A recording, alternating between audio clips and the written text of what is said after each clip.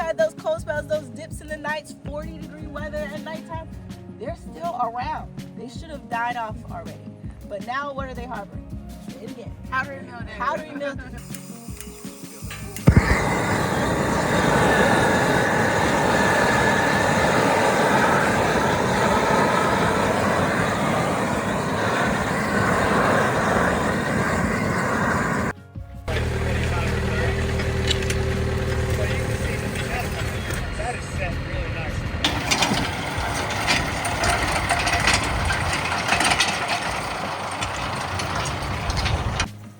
Couple weed species right here.